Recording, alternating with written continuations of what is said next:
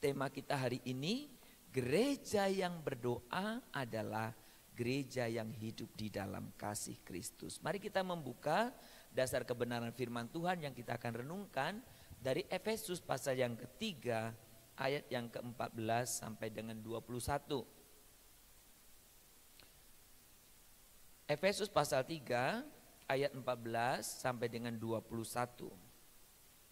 Kalau sudah mendapatkannya, saya akan membaca demikian bunyi firman Tuhan untuk kita semuanya. Mari kita memperhatikan, usahakan ketika engkau beribadah fokuslah.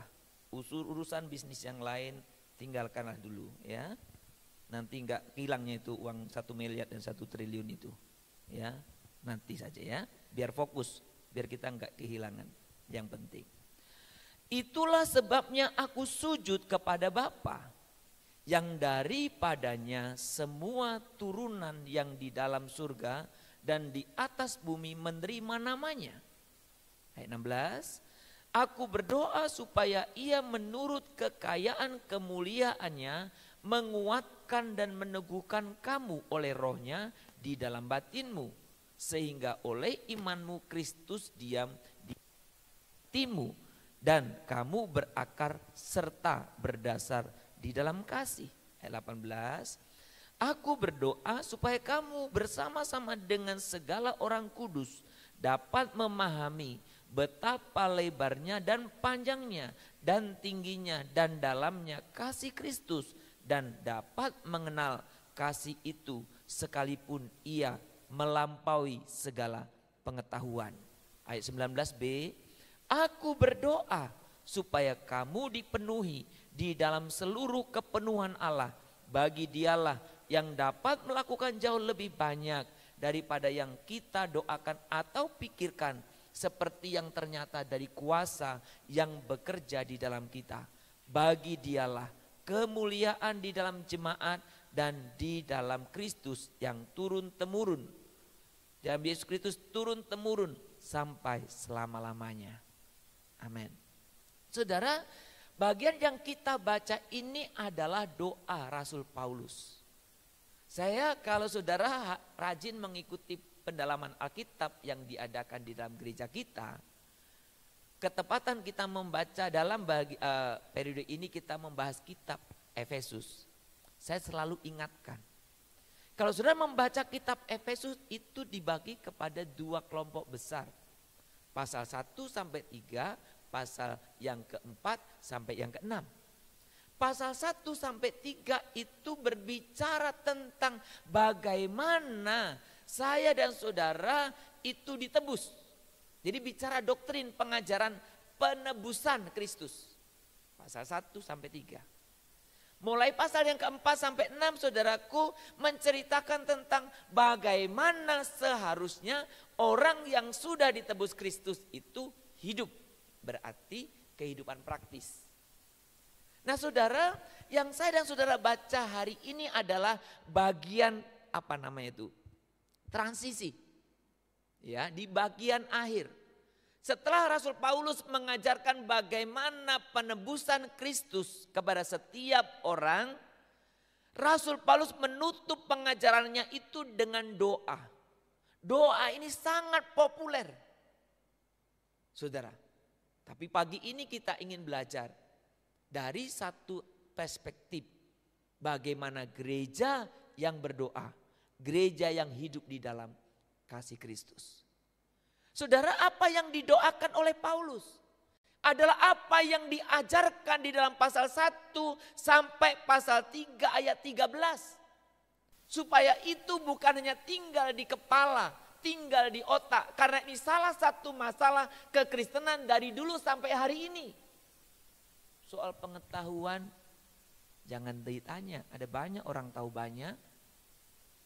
Tapi persoalannya pengetahuan itu tidak menjadi praktek, saudara. Tapi pengetahuan itu penting Pak, penting. Tapi pengetahuan itu tidak berguna apa-apa jika saya dan saudara tidak terapkan dalam kehidupan. Maka untuk menutup pengajarannya, Paulus berdoa supaya jemaat-jemaat Efesus supaya saya dan saudara yang membaca prinsip kebenaran ini, saya dan saudara tidak berhenti di kepala sebagai pengetahuan. Tapi saya dan saudara bisa melakukannya, mengerjakannya. Saudara, kalau saudara melihat di sini ada 3 yang didoakan oleh Paulus. 3 hal. Maka tadi waktu membaca saya sebutkan ayat-ayat itu untuk menunjukkan ada 3 hal. Apa yang didoakan oleh Paulus? Yang pertama saudaraku, Paulus berdoa supaya kasih Kristus. Perhatikan dengan baik. Supaya kasih Kristus. Berarti ada kasih-kasih yang lain. Betul ya? Maka disebut supaya kasih Kristus. Berarti ada kasih-kasih yang lain. Yang didoakan Paulus supaya kasih Kristus berakar dalam hati kita, teguh dan tahan uji oleh Roh Kudus. Nah, memang pagi ini saya memang tidak niat menyampaikan pembagian kasih itu, tidak. Karena itu sudah sering kan, ya, sudah sering dijelaskan kan, bagaimana kasih Phileo, kasih Storge, kasih Eros, begitu kan? Jadi kasih sesama, kasih persaudaraan, kasih lawan jenis, begitu. Kasih yang semua itu sebenarnya baik Philia, Storge maupun Eros itu basicnya adalah ego, diri sendiri. Fokusnya adalah diri sendiri. Yang Paulus doakan adalah supaya kasih Kristus. Berarti kasih yang berbeda. Kasih yang kualitasnya lebih dari sekedar kasih Phileo, kasih Storge, kasih Eros. Lebih dari itu, yaitu kasih yang tidak pandang muka, kasih yang tanpa syarat, kasih yang fokusnya bukan diri sendiri, tetapi kasih yang betul-betul didasari oleh apa? Oleh penebusan Kristus kepada kita. Maka doa ini disampaikan setelah Rasul Paulus mengajarkan itu. Penebusan Kristus. Jadi kasih itu yang kiranya menjadi dasar kita. Saudara, ketika kita berbicara kasih 2 hari lalu kalau nggak salah ya. 2 hari lalu, 3 hari lalu, saya lupa. Ya, 1 Korintus 13 kan. Kasih itu apa? Guru sekolah minggu. Ya, kasih itu sabar. Terus? Tidak suka marah yang tak ketahuan. Kasih itu sabar, tidak suka marah. Terus apa? Oh, itu karena sekolah minggu kan versinya kan. Kalau suruh buka apa? Sabar, terus apa lagi? Korintus 1 Korintus 13. Apa aja? Lihat, yuk lihat. Oh.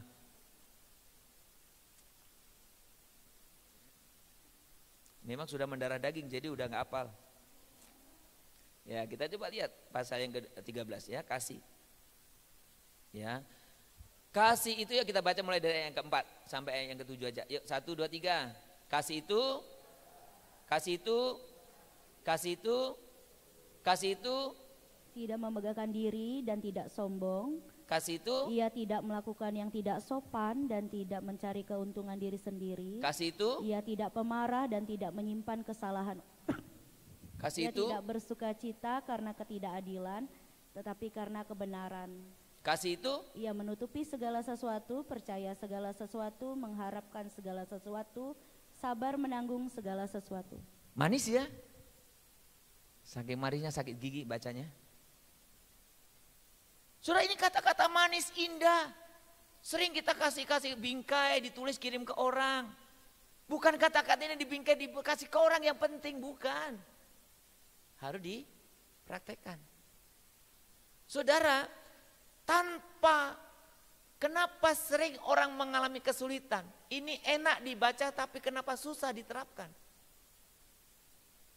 Karena kita membaca ini indah dan berusaha menerapkan dengan cara pikir kita sendiri. Maka doa Rasul Paulus supaya Orang-orang yang mendengar pengajarannya itu dipimpin, ditolong, dimampukan oleh Roh Kudus. Tanpa Roh Kudus saya sudah nggak bisa hidup dalam kasih ini. Tanpa Roh Kudus saya sudah tidak bisa sabar. Tanpa Roh Kudus itu saya nggak sabar. Tanpa Roh Kudus itu saya sombong. Tanpa Roh Kudus itu saya suka memegahkan diri. Tanpa Roh Kudus itu saya egois. Tanpa Roh Kudus itu saya iri. Tanpa Roh Kudus itu ada banyak yang berlawanan dengan ini. Maka doa Rasul Paulus apa? Dipimpin oleh Roh Kudus. Maka saudara, ketika kita berbicara 1 Korintus 13 pun diawali 1 Korintus 12. Tentang kepenuhan roh.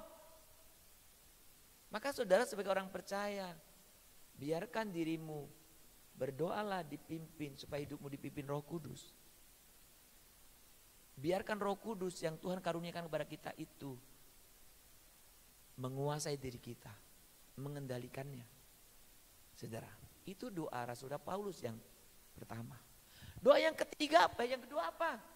Dikatakan di sana, kalau sudah memperhatikan, ya, supaya kita saling mendoakan, supaya setiap anggota tubuh Kristus mengenal kasih Kristus. Saudara, mengenal ini bukan sekedar hanya tahu. Ya, saudara, satu dengan yang lain mungkin tahu. Kalau saya sebutkan nama-nama orang populer, siapa yang tahu di sini? Tahu? Siapa yang tahu Pak Jokowi? Semua tahu ya. Kalau nggak tahu, kayaknya bukan orang Indonesia. Semua tahu kan? Tapi pertanyaan saya, siapa yang mengenal Pak Jokowi? Saya Pak kemarin salaman di pinggir jalan, kenal lu.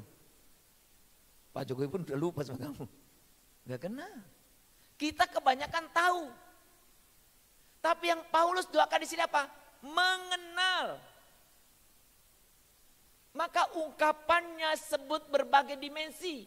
Betapa tingginya, betapa dalamnya, betapa lebarnya, panjangnya. Kasih Kristus. Orang yang tidak mengenal, orang yang tidak mengalami, orang yang tidak merasakan kasih Kristus, maka susah atau tidak bisa mempraktekkan hidup dalam kasih. Sudah, maka pergi ke gereja saja tanpa engkau mengenal Kristus, engkau tidak akan mengalami perubahan apa-apa. Berdoalah. Sudah, banyak kita sering doakan ya Pak supaya sembuh, bukan gak penting, penting. Doakan ya Pak supaya berhasil, bukan gak penting, penting. Tapi ada jauh yang lebih penting. Saya dan sudah mengenal Kristus dengan baik. Mengenal kasih Kristus dengan segala dimensinya. Saudara, yang ketiga, apa yang didoakan oleh Rasul Paulus? Supaya jemaat saling mendoakan agar dapat merasakan sebagai tubuh Kristus yang kepenuhan kuasa Allah seutuhnya. Apa artinya? Kalau sudah dipimpin Roh Kudus, kita mengenal kasih Kristus, kita mengalami sebagai anggota tubuh itu kepenuhan Allah, maka semua anggota tubuh ini berfungsi dengan baik, saling mengasihi. Saya membayangkan itu sangat-sangat sederhana, saudaraku, pengertian ini. Adakah di antara kamu yang anggota tubuhnya itu saling membenci? Ada enggak? Di antara kamu nih, semua kita kan semua punya anggota tubuh kan? Enggak ada kayak di sini datang cuma hidung doang. Semua ada anggota tubuh kan? Adakah di antara kamu yang anggota tubuhmu saling membenci? Ada Pak, tadi pagi waktu mau mandi tangan kiri saya enggak mau pegang gayung. Ada. Kalau ada saya pengen lihat tuh. Ada Pak, tadi waktu mau kesini kakiku nggak mau dipakein sepatu. Dia pengen kaki ayam. Ada? Ada Pak, tadi pagi mulut saya nggak mau terbuka. Nggak mau kerja sama, ada? Saya kira semua anggota tubuh kita bisa bekerja sama. Ya iyalah Pak, memang ada anggota tubuh nggak bisa bekerja sama. Ada saudara. Itu orang yang punya penyakit Parkinson. Mana bisa bekerja sama? Suruh nendang ke depan, dia tendang kemana? Ke belakang. Suruh gini, gini. Itu Parkinson. Nah kalau ada yang gitu berarti Parkinson sekarang. Anggota tubuh yang sehat, anggota tubuh yang kepenuhan Kristus semestinya berfungsi. Kalau anggota tubuh Kristus saling gigit-menggigit, kayak penyakit Parkinson. Atau mau sakit gigi. Ya kalau kita, atau sariawan. Kalau sariawan bibirnya sering kegigit kan. Itu sariawan. Kalau anggota tubuh Kristus saling membenci, kayaknya ada masalah, ada penyakit itu namanya. Maka yang Rasul Paulus doakan adalah berdoa agar semua anggota tubuh Kristus itu mengalami, merasakan kepenuhan Allah. Dan ini saudara terus doakan. Saudara, ini harus menjadi kerinduan kita sebagai anggota tubuh Kristus. Saya akan memberikan satu contoh praktis bagaimana kasih Kristus itu bekerja atau kasih Kristus itu kita lakukan dalam kehidupan kita. Sudah, mari kita membaca dari salah satu tadi kita sudah baca ya tentang kasih itu. Kita baca sekali lagi yuk sama-sama sekarang. Mungkin kasih atau iya itu diganti namamu saja lah ya langsung ya. Jadi kasih atau iya itu diganti namamu. Contoh begini, Sumardi itu sabar. Jangan ada yang we gitu ya. Ini kan saya ganti nama saya. Sudah boleh ganti ya kan. Terus nanti diganti iya kasih itu umpamanya Eva itu murah hati ya kan. Iya Eva tidak cemburu. Nah gitu. Maksudnya yang iya itu semua diganti kita ya. Yuk sama-sama baca. Jangan diganti Sumardi ya. Namamu. Ya, yuk 1, 2, 3. Sumardi itu sabar, Sumardi itu murah hati, Sumardi tidak cemburu, Sumardi tidak memegahkan diri dan tidak sombong, Sumardi tidak melakukan yang tidak sopan dan tidak mencari keuntungan diri sendiri, Sumardi tidak pemarah dan tidak menyimpan kesalahan orang lain, Sumardi tidak bersuka cita karena ketidakadilan tetapi karena kebenaran, Sumardi menutupi segala sesuatu, percaya segala sesuatu, mengharapkan segala sesuatu, sabar menanggung segala sesuatu. Ya. Bener? Bener gak? Bener ya? Sesuai dengan kehidupan kita gak? Lu kok senyum-senyum? Sesuai enggak saya bertanya? Ya. Yang duduk suami istri, sesuai Pak, sesuai. Tapi kok gini-gini sesuainya? Sesuai Pak. Kok enggak sama antara perkataan dengan ekspresi? Saudara. Saudara, kalau kita berbicara tanpa pimpinan Roh Kudus, kemampuan Roh Kudus, saya sudah enggak bisa. Ya, sabar sekali, enggak sabar 2 kali. Enggak sabar 3 kali. Saya sudah sabar ya. Saya sudah sabar ya, tapi marah, itu namanya gak sabar. Ya kan, sering kita bilang, saya sudah sabar ya, saya sudah sabar. Ya itu namanya gak sabar, kok kenapa marah? Ya kan? Nah saya ingin ambil kita hal yang praktis dari ini sebagai satu contoh saja. Bagaimana kasih yang dari Kristus itu, kasih yang hanya bisa kita dan ketika saya dan sudah dikendalikan Kristus itu konkret dalam relasi. Bukan hanya relasi antar jemaat. Tapi relasi dalam kehidupan kita termasuk dalam rumah tangga, dalam relasi antar personal kita lah. Ya, antar pribadi. Kita akan baca ayat yang ke-7 ini. 1, 2, 3. Ia menutupi segala sesuatu, percaya segala sesuatu, mengharapkan segala sesuatu, sabar menanggung segala sesuatu. Yang Rasul Paulus doakan agar ini boleh teraplikasi dalam hidup kita. Salah satu bagian saja loh ya. Karena kalau semua dibahas ayat 4-7 gak selesai nanti. Kita ambil satu contoh aja. Apa artinya ketika kita berbicara kasih Kristus itu dalam kehidupan rumah tanggamu, dalam relasimu, dalam kehidupan bergereja itu, kasih itu menutupi segala sesuatu. Jangan ada yang cubit pasangannya. Nah itulah kemarin kau ngomong-ngomong kesalahanku, berarti kau gak mengasihi aku. Apakah kasih menutupi segala sesuatu itu berarti kalau saya sedang melakukan kesalahan terus jangan kasih tahu sama orang ya Sumardi mencuri. Jangan kasih tahu sama orang ya Sumardi mencuri. Apa? Menutupi segala sesuatu? Pak, kemana ibu? Lagi gak enak badan Pak. Ke gereja ini datang sendiri kan. Pak mana ibu? Lagi gak enak badan. Ya memang badannya gak enak sih. Kalau dimakan. Tapi ini hatinya yang gak enak. Ya kan? Pak bagaimana? Ibu bagaimana Bapak? Aduh Pak, Bapak lagi sibuk. Padahal masih ngukur ranjang bapaknya. Ya sibuk juga sih.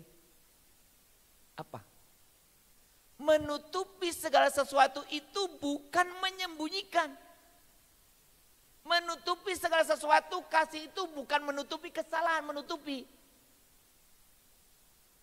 Seringkali kita begitu kan.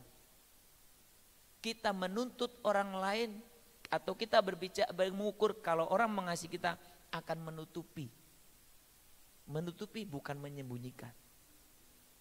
Saudara, menutupi segala sesuatu itu artinya saya dan saudara bagaimana tetap mengasihi orang lain sekalipun mereka melakukan banyak kesalahan. Murid Yesus ketika suruh mengampuni, kan Petrus tanya, Guru berapa kali kayak harus mengampuni? Dia kasih harga tinggi saudara, langsung.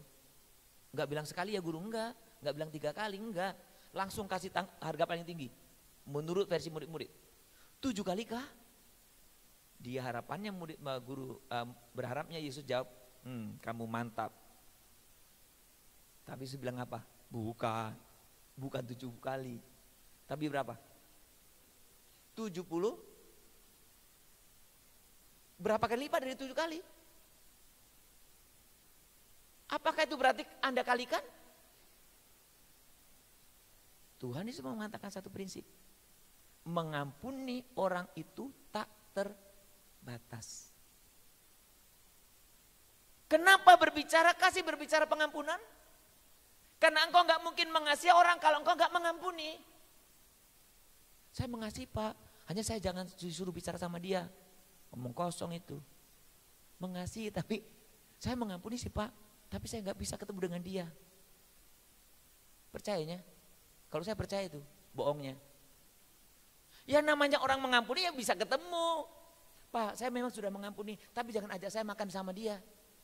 Pak, saya sudah mengampuni, tapi jangan kalau pelayanan saya dijadikan tim dengan dia. Nah ya apa maksudnya? Susah kan? Nah, itulah manusia, ribet kan pikirannya.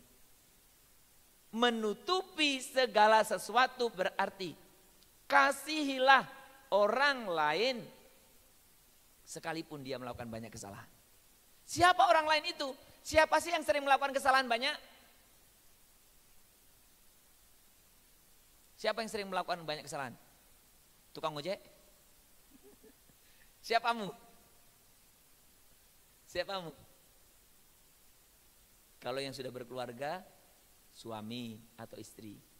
Mungkin gak istri orang lain melakukan banyak kesalahan kepadamu? Kalau mungkin itu berarti kamu selingkuh. Ya iya kan, masa istri orang lain kesalahan sama kamu? Suami istri, betul kan? Terus siapa lagi? Orang tua atau anak? Orang-orang dalam circle terdekat. Terus siapa lagi? Circle gereja, kantor, siapa lagi? Orang-orang yang kamu sering berkomunikasi. Itu Pak Polisi ganti-ganti itu jaganya. Enggak dia terus. Orang yang paling sering dekat dengan kamu itulah yang paling memungkinkan banyak kesalahan. Pertanyaan saya, apakah engkau mengasihi mereka? Buktinya apa? Buktinya kamu tidak mengingat-ingat kesalahannya. Iya kan? Bertengkarnya sekarang, jadi diingat dulu. Padahal rumah tangganya sudah berapa? 30 tahun. Dulu waktu kita pacaran kamu pernah kan main mata? Udah 30 tahun yang lalu masih diingat ya kan?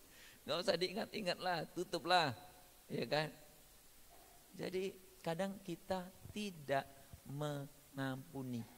Saudara, menutupi segala sesuatu itu berarti sekali lagi mengasihi orang lain sekalipun mereka melakukan banyak kesalahan.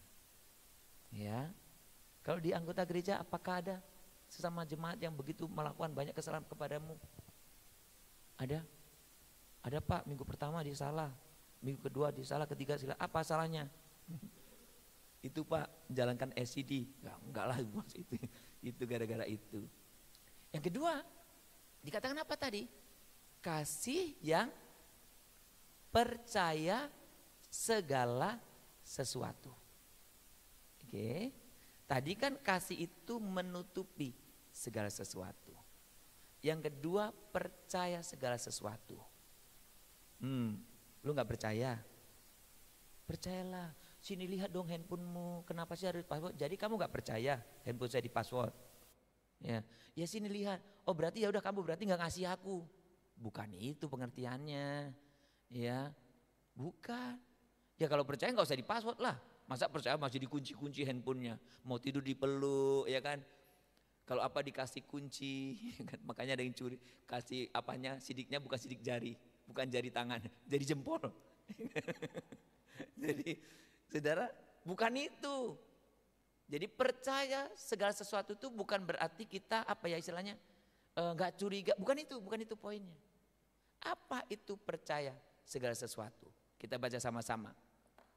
Kasihilah walaupun orang lain kesalahan yang berat dan fatal. Menurutmu, adakah orang-orang di sekitarmu yang pernah melakukan kesalahan yang berat dan fatal?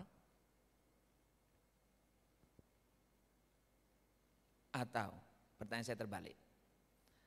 Adakah engkau membenci orang hari ini karena betul-betul melakukan kesalahan yang berat dan fatal? Apa yang pernah dilakukan oleh orang-orang sekitarmu yang berat dan fatal? Ada banyak relasi itu masalah hanya karena relasinya nggak balas WA. Emang fatal banget nggak balas WA? Ada hubungan suami istri yang rusak karena suaminya nggak antar ke pasar. Emang fatal banget nggak antar ke pasar? Ada hubungan suami istri yang rusak karena istrinya nggak masak. Emang fatal banget nggak masak? Goput banyak. Ada hubungan relasi yang rusak hanya karena hal-hal yang kecil, yang remeh-temeh. Saudara, kasih yang dari Kristus itu, bahkan orang melakukan kesalahan fatal pun kita bisa terima. Ada banyak orang meninggalkan gereja hanya karena apa? Enggak disalam. Emang fatal kali enggak disalam. Waktu COVID enggak boleh salam. Siapa tahu masih ingat-ingat COVID. Ya kan si COVID itu David COVID. Ya kan? Emang fatal kali. Ada orang marah karena apa? Salam enggak dilihat wajahnya. Siapa tahu juling dia. Enggak kelihatan wajah. Bisa saja kan? Sudah maksud saya karena kesalahan yang remeh-temeh, orang tidak mengasihi. Orang benci. Kasih yang dari Kristus yang saudara dan saya harus alami ketika saya sudah hidup di dalam doa. Kasih yang percaya kepada segala sesuatu. Tetap mengasihi walaupun orang melakukan kesalahan yang berat dan fatal. Saudara, coba lihat. Adakah relasimu rusak hanya oleh perkara yang sepele? Saya kadang-kadang suka dengar khotbah tetangga juga ya. Lucu-lucu juga bapak pengkhotbah itu ya. Ada banyak ini bisa diterapkan di relasi atau di relasi orang lagi PDKT atau sudah berumah tangga kan. Sudah lama bagus, nggak taunya iseng periksa handphone pasangan. Loh, kok handphonenya ada aneh gitu ya. Jadi bubar, padahal hubungannya udah bertahun-tahun. Rusak. Apa katanya? Susu sebelah gara-gara setitik nila. Saudara, adakah kesalahan yang fatal? Adapun prinsip kasih apa? Tetap mengasihi sekalipun orang melakukan kesalahan yang berat dan fatal. Yang ketiga, kasih apa dikatakan? Kasih mengharapkan segala sesuatu. Ya kan? Berarti benar saya. Kemarin saya ulang tahun saya berharap-harap dikasih sesuatu, enggak dikasih oleh teman saya. Saya makanya kecewa Pak. Apakah mengharap sesuatu itu begitu? Yang berkeluarga pas ulang tahun pernikahan harapannya suaminya atau istrinya buat surprise. Suaminya berharap istrinya buat surprise, istrinya berharap suaminya buat surprise. Akhirnya berharap-haraplah, harap, dan enggak muncul-muncul. Ya kan? Apa berharap apa? Apakah itu pengertiannya? Saudara berbicara aplikasi yang sederhana tentang ini adalah Anda dan saya harus mengasihi walaupun saudaraku orang lain itu kelihatannya mustahil berubah.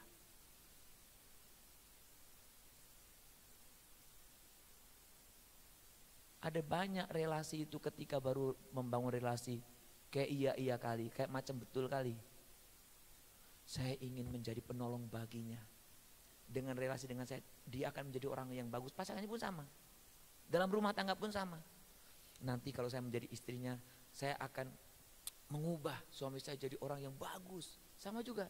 Kalau saya jadi suami, saya akan ubah dia jadi bagus. Pertama, semangatnya 45. Jalan 1 bulan, 2 bulan, 3 bulan. Nggak nyampe setahun.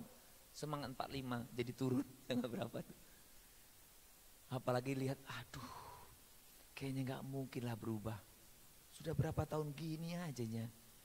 Ya nggak pernah berubah. Sampai usia makin lama makin tua tetap begitu. Sudahlah, memang dari neneknya juga kayak gitu saya lihat. Sudah kayak gitu, udahlah nggak mungkin berubah. Pas sekali waktu berubah, heran dia.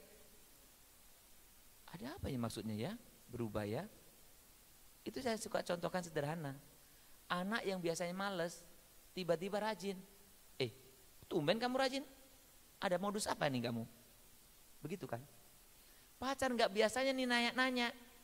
Ya, yang punya pacar, ya enggak ya janganlah. Nggak biasa nanya-nanya. Kok lu romantis sekali sih? Jangan-jangan lu selingkuh ya? Loh, romantis selingkuh. Istri yang nggak biasanya perhatian, ini perhatian. Pak sudah makan belum? Tumben diperhatikan. Ya, ada apa nih? Oh jangan-jangan sudah mulai selingkuh istri saya. Ya kan? Jadi kita seolah-olah berharap pasangan kita, teman kita, relasi kita tidak berubah. Betul kan? Kasih itu tetap mengasihi orang bahkan ketika dia itu sepertinya mustahil berubah. Tanpa pekerjaan Roh Kudus saya dan saudara nggak bisa. Termasuk kadang-kadang dalam bergereja. Ada orang-orang tertentu yang sudah distempel baik, ada orang-orang tertentu yang sudah distempel buruk. Pokoknya dari awal sampai akhir dunia ini kalau dia stempelnya nggak pernah berubah, buruk. Saudara, kasih yang dari Kristus harusnya membantu, memampukan saya dan saudara mengasihi orang. Kalau saudara mengasihi orang berharap berubah nggak? Tetap berharap berubah. Orang ada pernah tanya, Pak, sampai kapan kita berdoa untuk perubahan orang? 1, sampai orang itu berubah. 2, sampai engkau sudah nggak bisa berdoa. 3, sampai orang itu sudah nggak bisa didoakan. Udah mati, ngapain kau mendoakan? Nanti bangkit lagi dia. Ya. Jadi cuma 3 itu, ya, saudaraku. Yang terakhir, kasih kita baca sama-sama. Kasih yang sabar menanggung segala sesuatu. Tuh kan kemarin Pak Sumadi khotbah. Sabar bang.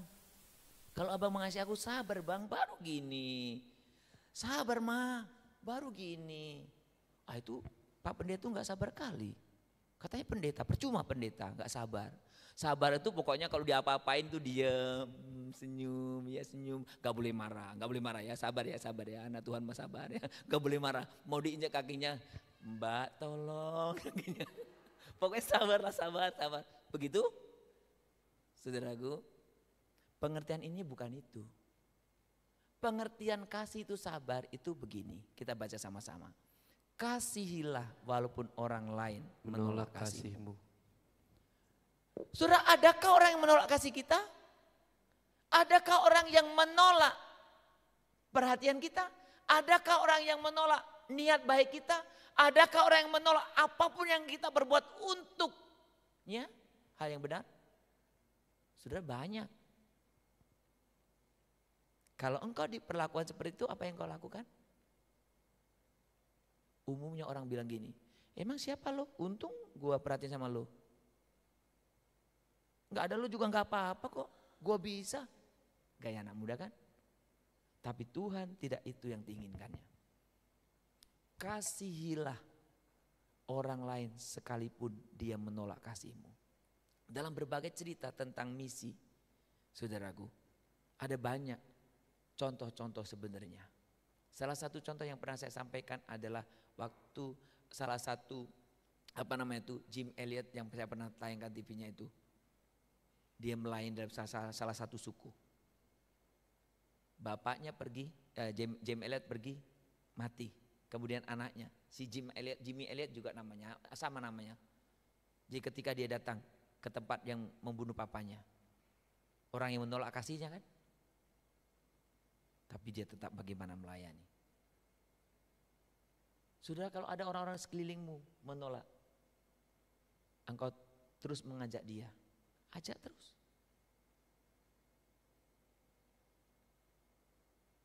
Pak, saya nggak bisa ada akses lagi komunikasi, buat aja kan nanti lama-lama dibuka aksesnya. Nggak usah pala begitu pusing. Yang penting kau tahu, Tuhan menyuruh engkau mengasihi orang lain. Kasih Kristus itu demikian. Emang saudara anggap bahwa Kristus itu mati terus semua orang menerima? Enggak, saudaraku. Bahkan dia pun ditolak. Nah, apalagi saya dan saudara. Tapi kasih yang dari Tuhan itu, Roh Kudus memampukan kita untuk tetap mengasihi orang sekalipun dia menolak kasih kita. Saudara, kita baca bersama-sama. Kita akan semakin dekat dan mengasihi kepada siapa kita berdoa, untuk siapa kita berdoa, dan dengan siapa kita berdoa. Maka saudara, kenapa gereja yang berdoa, gereja yang pasti akan hidup di dalam kasih? Karena orang-orang di dalamnya pasti akan mengasihi Tuhan. Pasti akan mengasihi siapa? Akan mengasihi orang yang didoakan. Akan mengasihi siapa? Akan mengasihi orang-orang yang bersama-sama berdoa. Maka kalau kita benar-benar berdoa, saudara akan melihat hal-hal yang selama ini sudah nggak pernah lihat dalam gereja ini. Saya rindu saudara mengalami pengalaman ini. Ketika kita sungguh-sungguh menjadi gereja yang berdoa, kita mengalami kuasa doa yang boleh terjadi dalam kehidupan, dalam relasi kita. Mari kita tundukkan kepala kita. Oh, sembah Tuhan, kami bersyukur untuk firman-Mu. Hari ini Engkau diajarkan oleh Tuhan. Gereja yang berdoa adalah gereja yang mengasihi dengan kasih Kristus. Ajarilah kami ini saling mengasihi. Ajarilah kami ini saling mengampuni. Ajarilah kami ini kasih-Mu ya Tuhan, kasih-Mu kudus tiada batasnya. Biarkan kami yang ada di tempat ini, kami bisa saling mengasihi dengan kasih yang telah kami pelajari hari ini. Baik dalam relasi kami, dalam rumah tangga, suami istri, orang tua anak, dan juga saudara. Demikian juga dalam relasi di tempat kerja, dalam relasi pelayanan, termasuk dalam relasi bergereja dan bermasyarakat. Biarkan kami boleh menerapkan prinsip yang baru saja kami belajari, bahwa kasih itu menutupi segala sesuatu, percaya segala sesuatu, mengharapkan segala sesuatu. Kami mengasihi orang-orang yang sekalipun banyak melakukan kesalahan. Kami mengasihi bahkan orang-orang yang melakukan kesalahan yang berat dan fatal. Kami mengasihi orang-orang bahkan yang mustahil mereka berubah. Kami terus mengasihi orang-orang bahkan mereka yang menolak kasih kami. Terima kasih Tuhan untuk firman-Mu. Roh Kudus, mampukan kami untuk hidup di dalamnya. Di dalam nama Tuhan Yesus kami berdoa. Semua orang yang ingin hidup mempraktekkan kasih Kristus katakan, amin.